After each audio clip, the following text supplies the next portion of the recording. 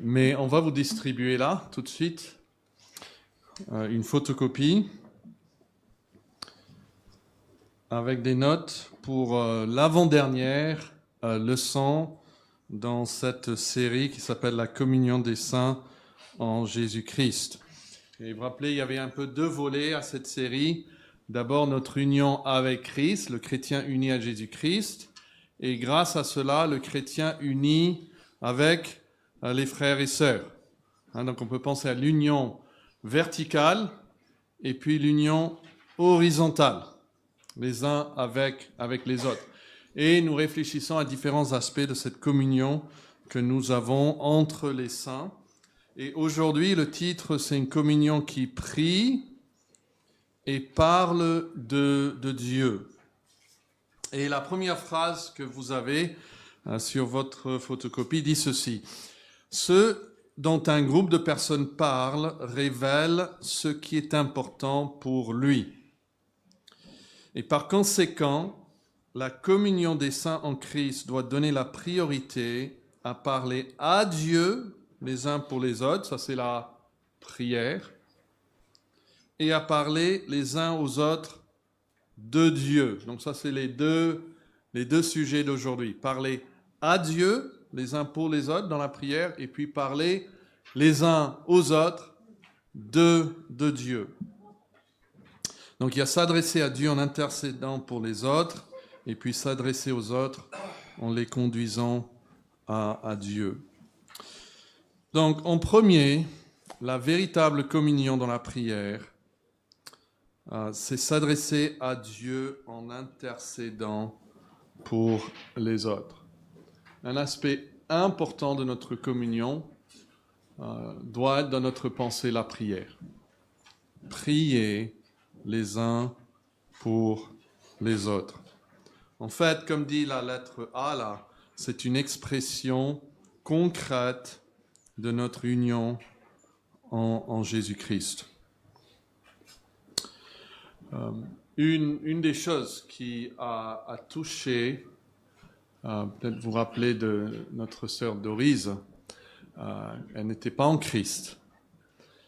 Mais une des choses qui l'a vraiment touchée avant qu'elle vienne à Christ, c'est le fait que les chrétiens ont prié pour elle.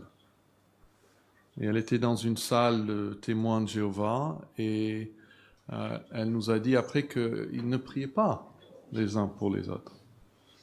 Mais elle est venue ici et dans d'autres assemblées chrétiennes et elle voyait que les chrétiens priaient les uns pour les autres. C'est quelque chose qui l'a vraiment touché. Et dans nos documents de notre Église, ici à Sarcelles, nous avons une confession de foi.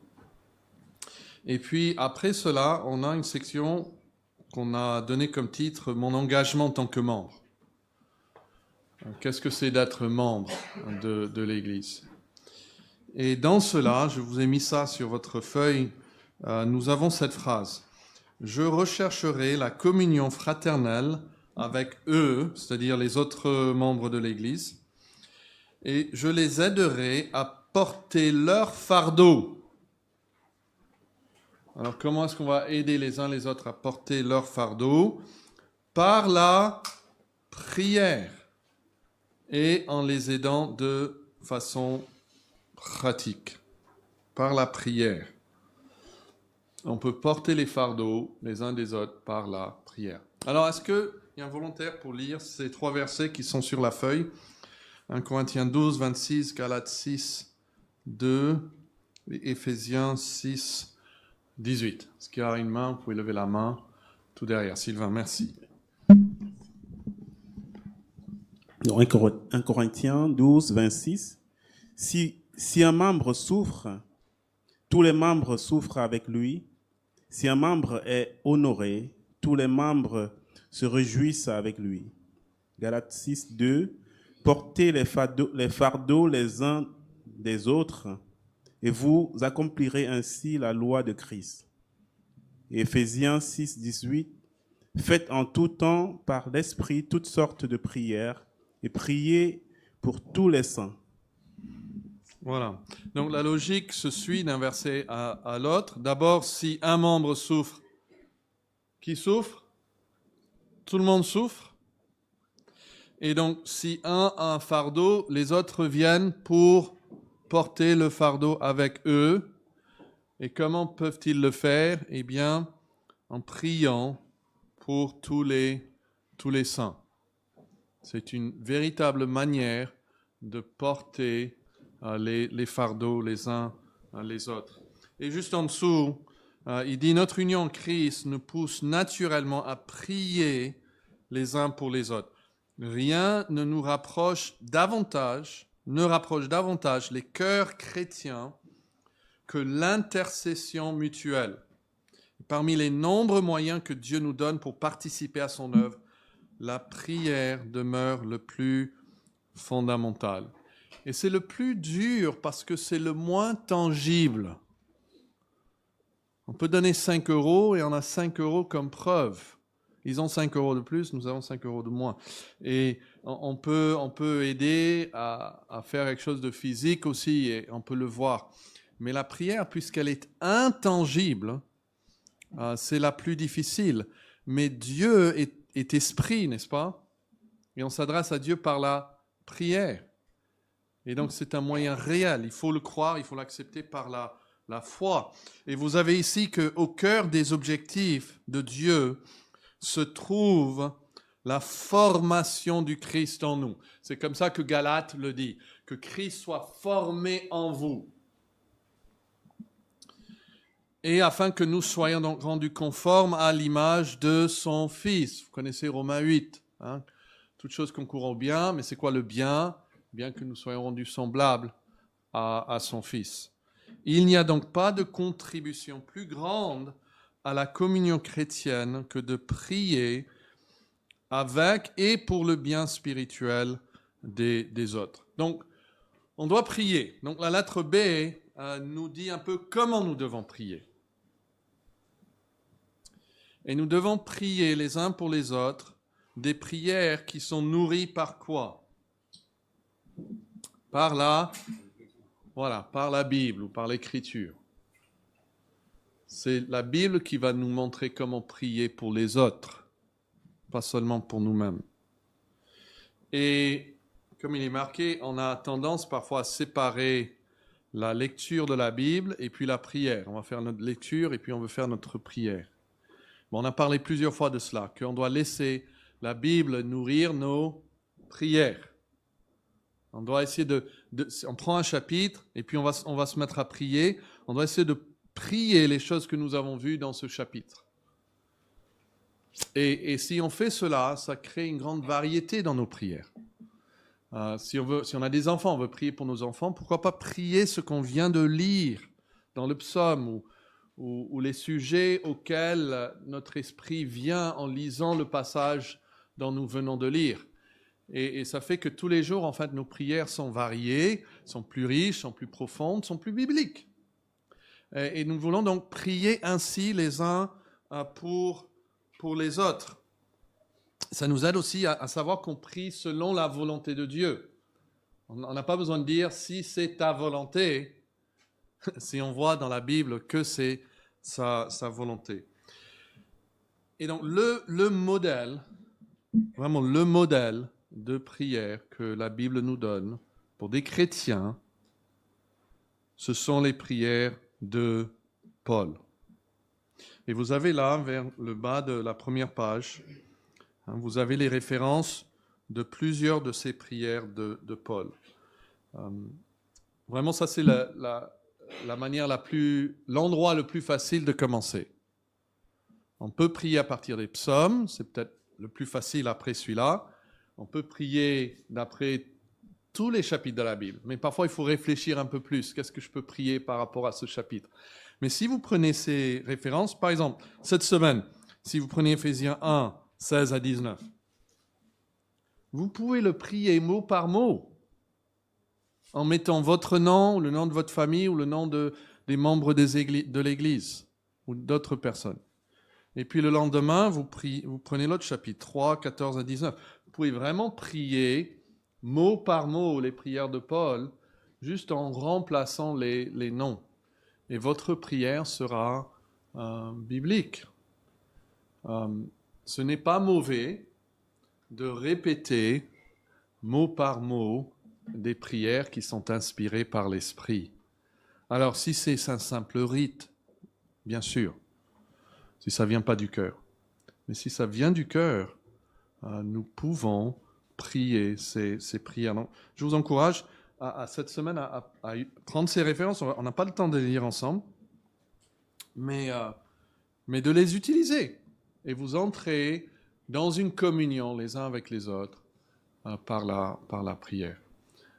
Il y a vraiment des hommes de Dieu qui ont dit, après des années de ministère, que c'était les prières de leur mère auxquelles ils attribuent tout ce que Dieu a fait dans leur vie. On commence avec le Saint-Augustin. Les prières de sa mère, lui, il a vivé dans la débauche pendant des années. Et sa mère priait constamment pour lui. Donc, tout le monde ici a accès à la prière parce que tout le monde ici a accès à Dieu. Et c'est quelque chose que nous pouvons faire si nous voulons vraiment le faire, même si ça exige un certain sacrifice. Alors, la Bible nous demande de prier pour notre pain quotidien. Matthieu 6, 11 nous dit, mais plus important même que cela, c'est notre bien-être spirituel, c'est notre croissance spirituelle. Et vous allez voir dans les prières de Paul que c'est vraiment sur ça qu'il va focaliser, sur la croissance spirituelle, que les yeux de votre cœur soient ouverts pour comprendre ce qu'il y a dans la parole de Dieu. Et si vous regardez en bas de la première page, il dit ainsi, si nous devons compatir profondément avec nos frères et sœurs, nous devons surtout désirer pour eux ce que Dieu désire, leur maturité en Christ. Nous devons toujours nous soumettre à la définition divine de ce qui est réellement bon. Alors, en tant que parent, qu'est-ce qui est vraiment bon pour mes enfants? C'est qu'ils soient riches, qu'ils aient un bon travail, puissent faire de bonnes études, ou est-ce que c'est que Christ soit formé en eux? Et je pense encore à un père dans mon église, quand j'étais pasteur aux États-Unis, et il voulait vraiment que son fils soit un bon joueur de baseball. Et donc, il arrivait les dimanches, il n'était pas là parce qu'il y avait des entraînements et puis des matchs à faire, etc. Et dès que ce fils est arrivé à l'université, il est parti. Il est devenu un bon joueur de baseball, mais il n'a pas suivi Christ. Et c'est son père même qui l'a mis sur cette voie. Alors, on ne peut pas choisir à la place de nos enfants. Eux, ils doivent suivre Christ. Mais nous, on doit être convaincus déjà de ce qui est le mieux pour eux et prier après dans ce sens. Puis page 2, la lettre C. Quand nous prions, on prie d'abord les uns pour les autres. On prie selon la volonté de Dieu, selon ce que dit la Bible. Et puis notre esprit dans tout cela, ça doit être l'humilité, même la confession, et puis la persévérance. Est-ce que quelqu'un peut nous lire Jacques 5, 16? C'est là en haut de la page 2. Quelqu'un veut lire cela pour nous? Oui, Selvam. Donc, Jacques 5, verset 16. Confessez donc vos péchés les uns aux autres et priez les uns pour les autres, afin que vous soyez guéris. La prière fervente du juste a une grande efficacité. Voilà. Donc, je crois que nous sommes ici en Jacques dans le contexte d'un péché, parce qu'il dit « confessez vos péchés ». 1 Corinthiens 11 nous dit que parfois la maladie, la faiblesse et même la mort physique peut être le résultat du châtiment de Dieu. Et dans ce contexte-là, il faut confesser nos péchés et puis il faut prier les uns pour les autres pour être guéris. Et d'ailleurs, chaque fois que je suis malade, j'essaie d'avoir comme pratique d'évaluer mon cœur, d'évaluer mes actions, mon attitude envers ma femme, mes enfants, ce que j'ai et confesser, hein, pour vérifier, si on peut dire comme ça, que ce n'est pas la cause de ma maladie. Nous savons aussi dans la Bible qu'on peut être malade pour bien d'autres raisons aussi, hein, pour la gloire de Dieu. Il y a Job, il y a l'homme qui est né aveugle, etc. Donc, la maladie n'est pas automatiquement due au péché, mais ça peut l'être. Et ici, une des choses qu'il faut faire, c'est de confesser nos péchés les uns aux autres. Donc, on ne veut pas mettre en place un système de médiation humaine, hein, où on va au prêtre et on confesse au prêtre nos péchés. Non, ça on le fait à Dieu. Mais on veut cultiver une véritable humilité, transparence entre nos frères et sœurs et de pouvoir confesser nos fautes. Dieu nous permet parfois d'être fautifs, de dire une parole dure qu'on regrette, pour après nous forcer à aller vers la personne et nous humilier, le confesser. Et ça arrive dans la famille, hein, où je dois aller vers mes enfants, vers ma femme, et je dois même confesser la façon que j'ai dit quelque chose envers eux. Et il m'est arrivé aussi envers quelques-uns de vous, où j'ai dû confesser une parole dure que j'ai eue. Et on veut cultiver cette attitude. Si vous n'avez jamais demandé pardon à les membres de votre famille, il y a un problème. Parce que je suis sûr que vous avez jamais, que vous les avez offensés quelque part. Et donc, on confesse nos péchés les uns aux autres. Et notre union, vous avez cela, notre union.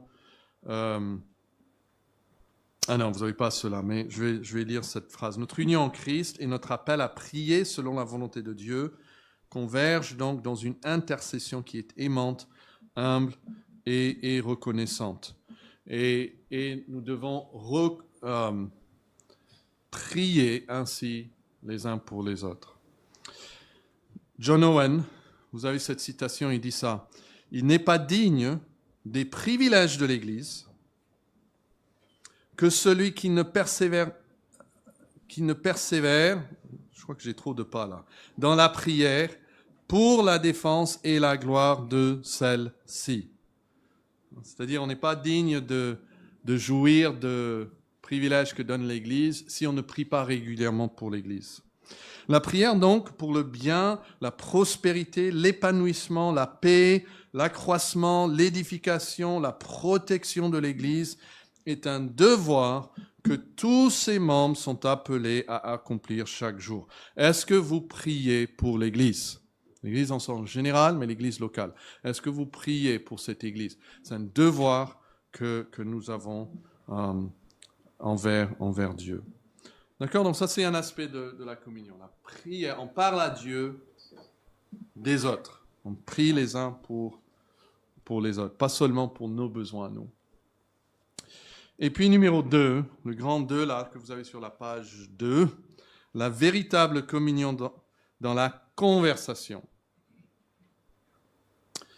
Ça, c'est s'adresser aux autres en les conduisant à Dieu.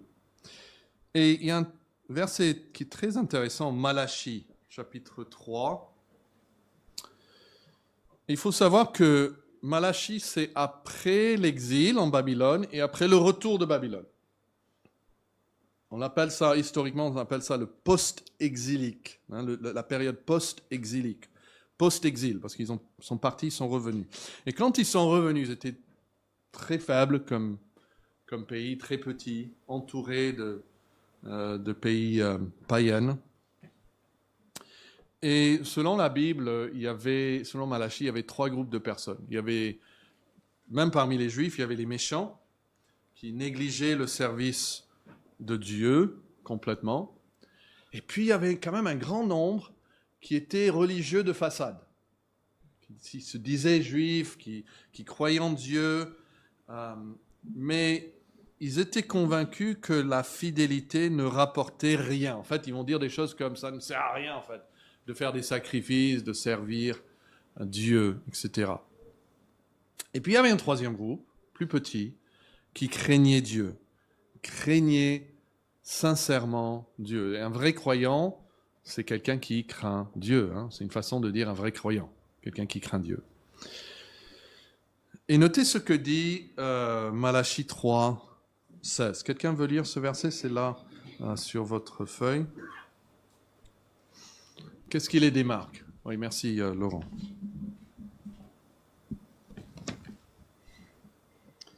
Malachie 3,16. Alors ceux qui craignèrent l'Éternel se parlèrent l'un à l'autre. Et l'Éternel fut attentif, et il écouta. Et un livre de souvenirs fut écrit devant lui pour ceux qui craignent l'Éternel et qui honorent son nom. Voilà, donc ici, ce n'est pas la prière, parce qu'il ne s'adresse pas à Dieu. Ils se parlent l'un à l'autre. Vous voyez ça? Et puis il dit, et l'Éternel fut attentif. Et puis il dit, et il écouta. C'est la même chose, mais quand il y a une répétition dans la Bible, c'est pour souligner le fait. Et plus que ça, un livre de souvenirs fut écrit devant lui pour ceux qui craignent l'Éternel et qui honorent son nom. Il veut même un livre de souvenirs de ce qu'il disait entre eux de lui. Est-ce que nous sommes conscients que quand nous nous parlons entre nous, que le Seigneur est attentif et qu'il écoute nos conversations? Est-ce que quelqu'un peut me lire deux questions de Jésus dans les évangiles? Luc 24, verset 17 et Marc 9, 33. Est-ce que j'ai un volontaire pour Luc 24, 17? Voilà, une main, et puis j'ai Marc aussi après. Luc 24. Qui peut lire Luc 24, 17? Allez, une main. Noémie. Luc 24, 17 pour Noémie. Et puis Marc 9, 33. Quelqu'un d'autre? Juste derrière. OK. Régina. Écoutez la question de Jésus dans ces deux versets.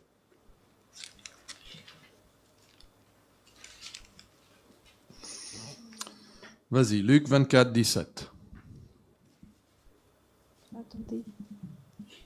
Il leur dit, de quoi vous entretenez-vous en marchant? Voilà. De quoi vous entretenez-vous en marchant?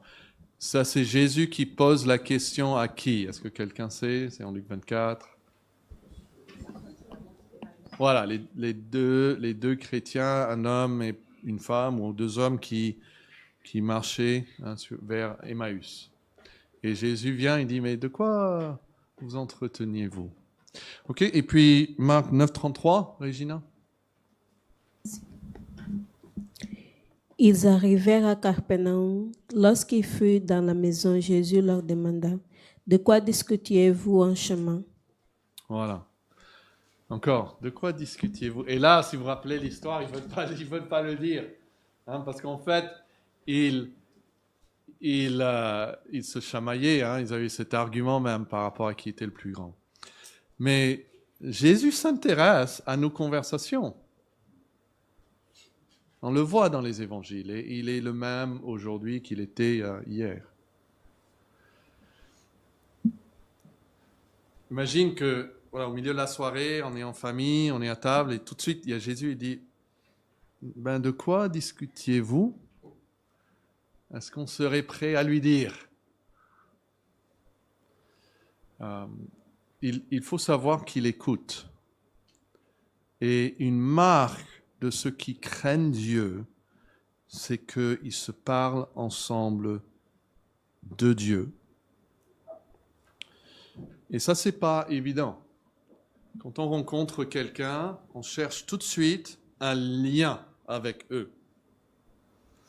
D'accord? Donc, on cherche... J'étais dimanche, on était dans une église, on était vraiment bien accueillis. Ils ont même eu un repas après, ils nous ont insisté qu'on reste. Donc nous sommes restés, c'était vraiment un bon moment. Mais un des frères était malgache. Donc tout de suite, je lui parlais d'un autre malgache que je connaissais. Pourquoi on fait ça? On cherche des liens que nous avons. Et donc les jeunes, ils vont se parler ensemble des choses qu'ils ont en commun. Et souvent, un jeune, il a du mal à parler avec un vieux ou une personne d'un certain âge. Pourquoi? Parce qu'il ne trouve rien en commun. Donc, quand deux chrétiens se rencontrent, si vraiment Christ est en eux et dans leurs pensées, Christ est ce qu'ils ont en commun. Mais ce n'est pas toujours naturel pour eux, parce que nous sommes dans la chair, et parfois ça semble forcé. Je connais des familles chrétiennes où ils n'ont jamais en fait de discussion chrétienne à la maison. Ils ne se parlent pas de Dieu.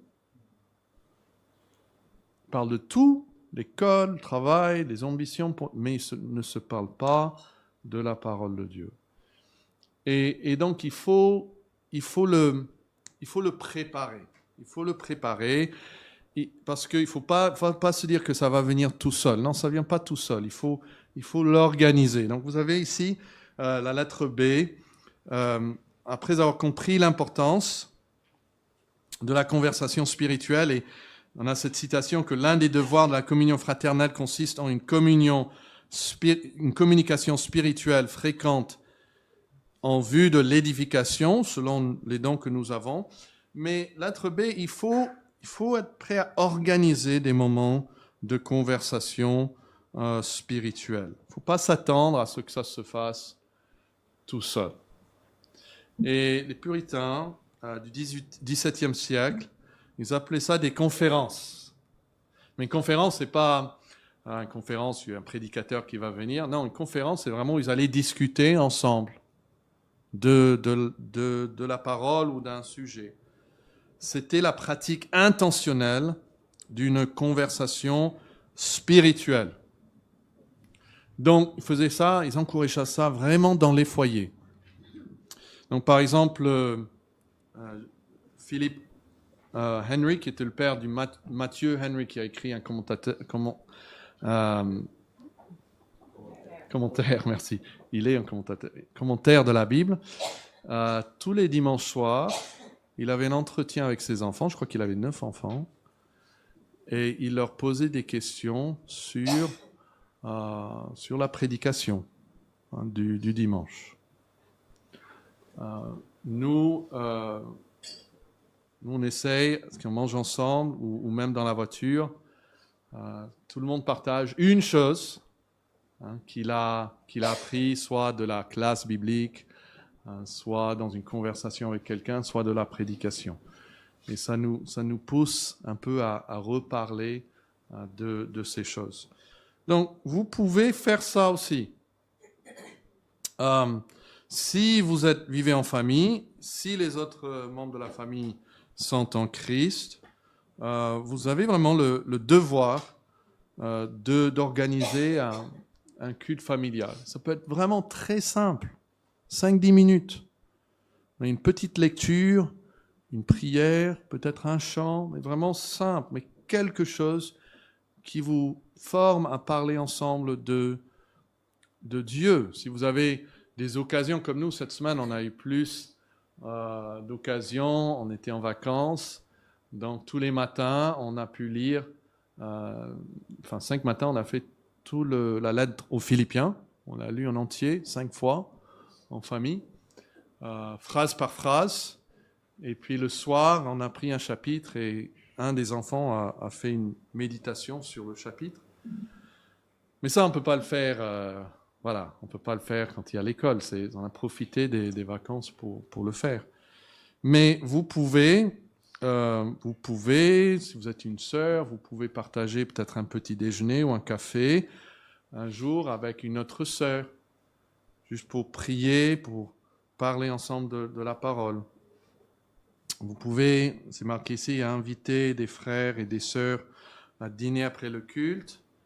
et puis avoir un temps, ok, on va parler du serment, on va parler d'un certain passage. Et quelles sont vos pensées? On va lire ce passage, quelles sont vos pensées? Essayez de vous stimuler les uns les autres autour de la table, juste pendant quelques minutes. Vous pouvez prendre un livre avec quelqu'un d'autre dans l'église et dire, ok, on va lire ensemble un chapitre et puis on va se voir. Vous savez, avec Visio, maintenant, c'est beaucoup plus simple de se parler, de se voir, même quand on est toujours chez soi. Je veux vraiment encourager tous les membres à être activement engagés avec quelqu'un dans ces conversations spirituelles. Ça, c'est la communion fraternelle. C'est pas parler du temps, c'est pas parler de l'équipe de foot, c'est vraiment parler de la parole de Dieu. Bien sûr, on peut parler de toutes ces autres choses aussi. Mais pour parler de Christ, il faut le planifier. Ça ne vient pas tout seul. Mais vous pouvez être très créatif en cherchant des moyens de planifier des... On voit même dans le Nouveau Testament qu'ils allaient de maison en maison et se rencontraient.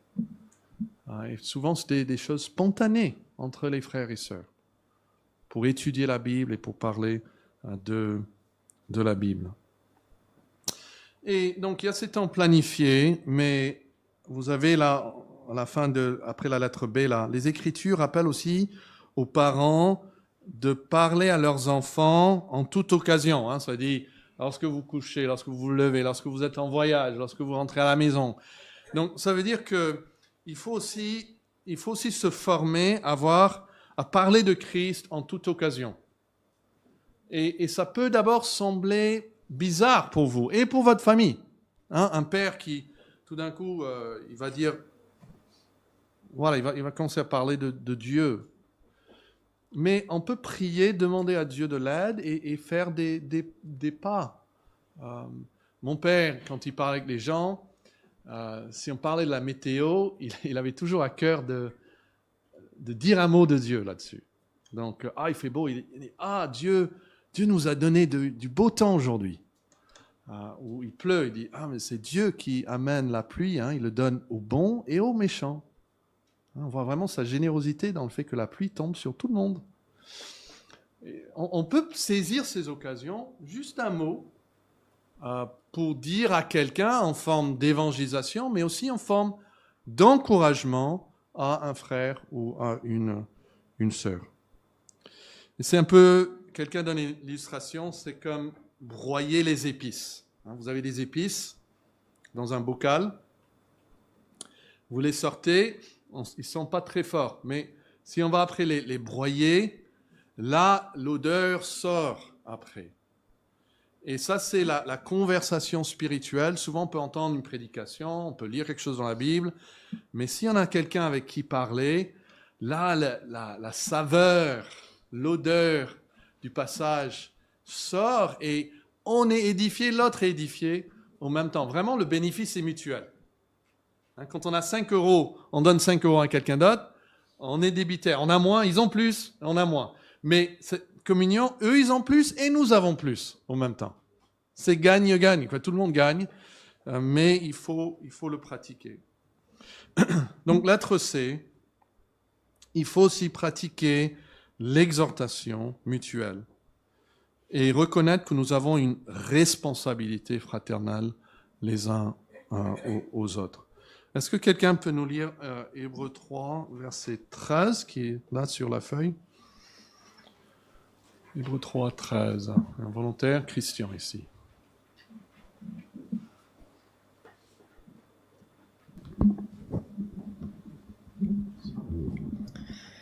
Mais exhortez-vous les uns les autres chaque jour, aussi longtemps qu'on peut dire aujourd'hui, afin qu'aucun de vous ne s'endurise pas la séduction du péché. Merci beaucoup.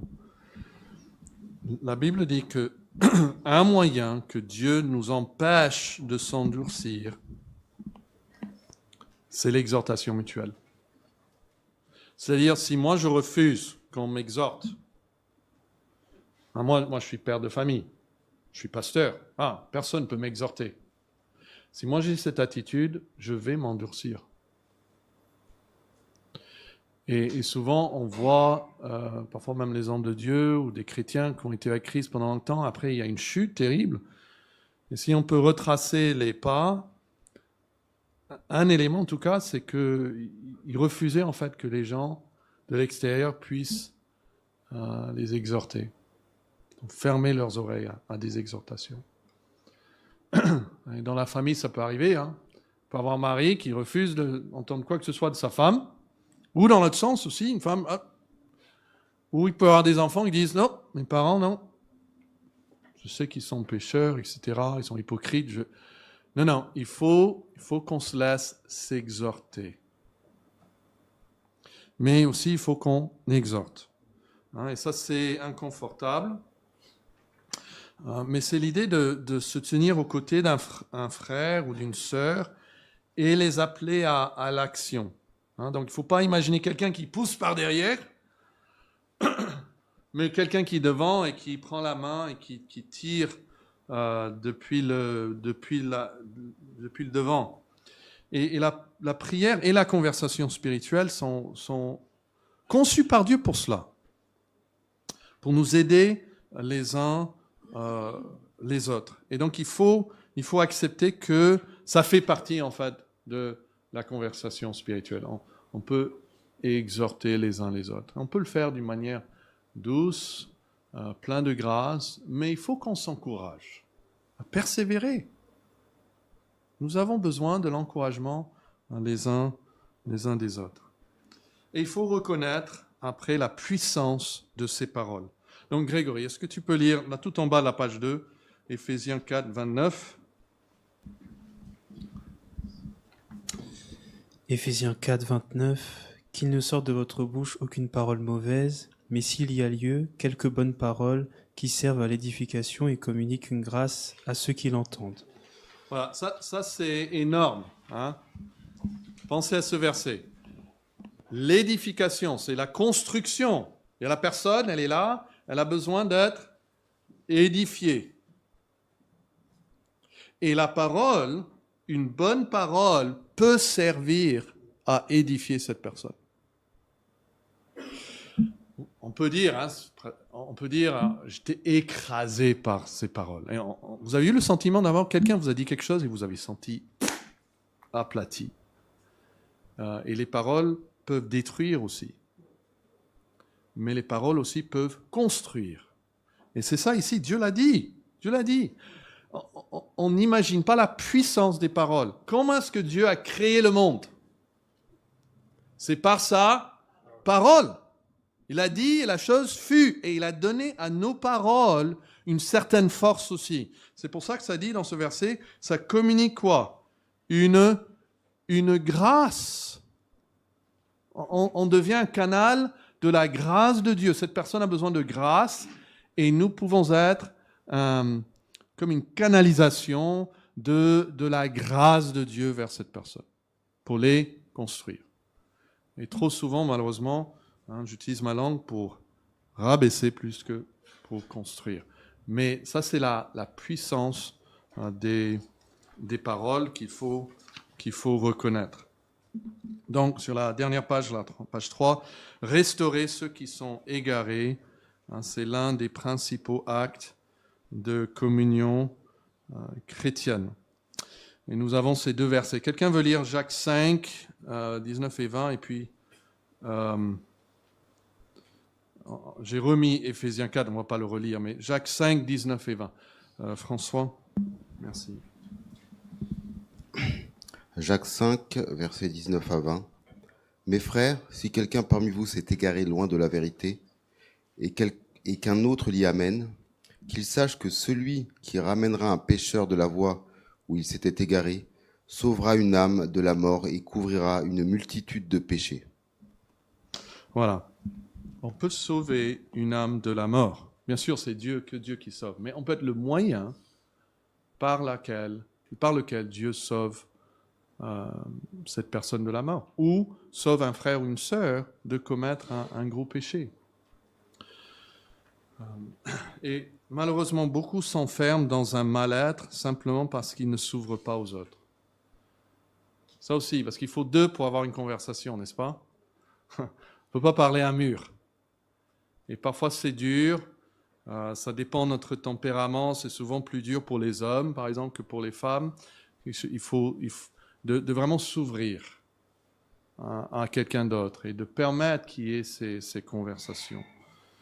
Vous connaissez peut-être le nom de Robert McCheyne. Il a préparé un plan de lecture biblique que plusieurs ici ont fait. Il est mort à 29 ans, en 1843. Mais avant sa mort, il a exercé vraiment une très grande influence en Écosse. Il était écossais. Il y avait même un réveil que Dieu a porté dans ce pays. C'était un homme qui, très jeune, était dévoué à Dieu. Et un jour, il a écrit à un ami, il parlait de la communion fraternelle et l'effet que ça a sur lui. Et il a remarqué qu'il était bien plus difficile de garder sa montre à l'heure lorsqu'il vivait à la campagne que lorsqu'il vivait en ville. Alors aujourd'hui, on ne comprend plus rien parce qu'on a même quand l'heure change, ça change automatiquement sur le téléphone. Il y a des gens qui ne savent même pas que l'heure a changé parce que c'était automatique sur leur téléphone. Mais avant, il fallait régler nos montres. Et il y avait des montres, souvent attachées à une chaîne, mais ça ne gardait pas l'heure parfaitement. Et donc il dit, en ville, on croisait souvent les gens et on pouvait échanger avec d'autres citadins qui portaient une montre et on pouvait comparer l'heure et corriger les écarts. Mais il dit à la campagne, en revanche, isolé de ses repères, sa montre pouvait se décaler sans qu'il même le réalise. Et donc il n'a plus la bonne heure et il ne le sait même pas. Parce qu'il n'a pas rencontré d'autres personnes pour pouvoir comparer l'heure. Et dans cette même lettre, il a dit ceci, je cite, « Tu diras que je peux toujours me fier au soleil. » Et c'est vrai. Mais il y a tant de nuages qui obscurcissent le soleil à nos yeux si faibles. On imaginez aujourd'hui, on ne pourrait pas faire ça aujourd'hui. Et par cette image, McCheyne illustrait une réalité spirituelle, que Dieu est toujours là, il est comme le soleil. Il est toujours fiable. Mais nos perceptions de lui sont fragiles. Et il y a parfois des nuages aussi qui le cachent. Et nous avons besoin les uns des autres pour discerner nos propres dérives. On ne peut plus se fier à nous-mêmes et nos propres sentiments, nos propres pensées. Et si on le fait, on va dériver de la vraie heure sans même le savoir. Et donc, Dieu nous a donné des concitoyens des cieux, des frères et des sœurs. Et dans ces amis chrétiens, on peut comparer l'heure, si vous voulez. Et on peut voir s'il y a quelque chose qui va mal dans ma vie. On peut être régulièrement encouragé à rester tout près du Seigneur. Et c'est ça le dimanche. Le dimanche, c'est fait pour ça. Pour revenir, pour remettre nos montres à l'heure. Dans la communion les uns avec les autres. Mais sachez que, je termine avec ça, même les paroles les plus brèves, les plus simples, peuvent produire un impact spirituel. Peut-être juste un SMS, une parole très simple, peut profondément changer la personne et avoir un impact sur lui. Et je pense qu'il va me permettre de le faire, mais François m'a dit l'autre jour que sa première fois qu'il est ici, il ne se souvient plus de ce qu'était la prédication, mais il se rappelle que juste après le culte, que Kaina est venue vers lui et l'a salué chaleureusement. Et c'est ça qui est resté avec lui. Vous voyez, les petites paroles comme ça peuvent avoir un impact spirituel qui demeure. Donc, utilisons-les pour le bien des uns et des autres.